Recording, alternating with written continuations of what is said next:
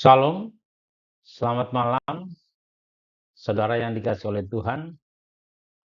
Berjumpa kembali dengan saya, Dr. Stefanus Duli, SH, MPD, dengan mata pelajaran Teologi Misi Kontekstual dan Mandat Budaya. Tujuan dari pelajaran ini adalah satu, kita dapat memahami konsep teologi misi yang kontekstual. Yang kedua, menjelaskan mandat budaya menurut Alkitab. Yang ketiga, menunjukkan relevansi mandat budaya dalam konteks misi saat ini. Pengertian teologi misi adalah cabang teologi yang mempelajari dasar biblika, teologis, dan praktis dari pengutusan Allah. Fokusnya pada partisipasi gereja dalam misi Allah, atau yang kita kenal dengan istilah Missio Dei.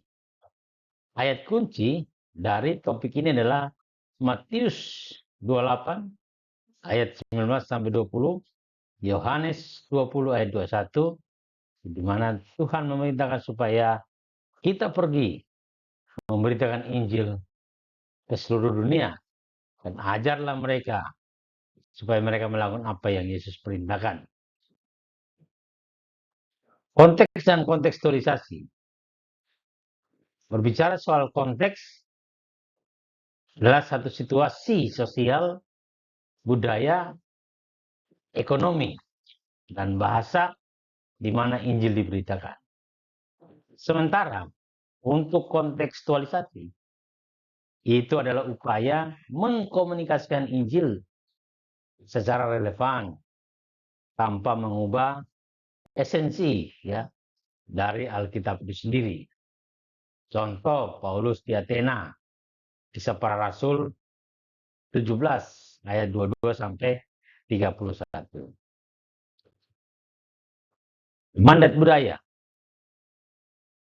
dapat kita peroleh dari Kejadian 1 ayat 26 sampai 28. Isinya adalah satu, beranak cuculah dan bertambah banyak. Dua, penuhi bumi dan taklukkanlah itu. Tiga, berkuasa atas ciptaan. Hal ini dimaknai sebagai panggilan untuk mengelola ciptaan sesuai dengan kehendak Allah.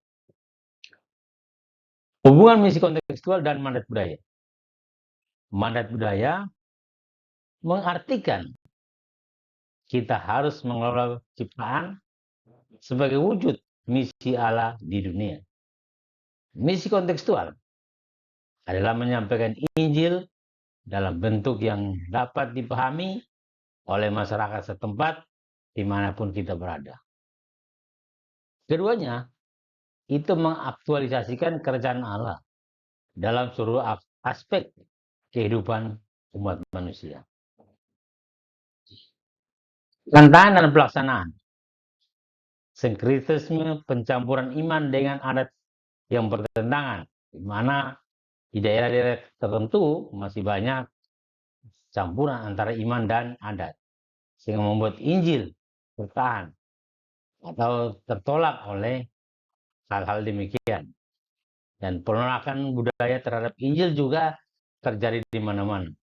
Hal ini membuat pemberitaan Injil menjadi terhambat oleh karena budaya yang tidak berkenan atau tidak sesuai dengan firman Tuhan. Selain itu juga globalisasi yang mempengaruhi nilai lokal, menyebabkan orang menjadi ragu atas pemberitaan Injil, apalagi hal-hal yang kaitannya dengan rohani.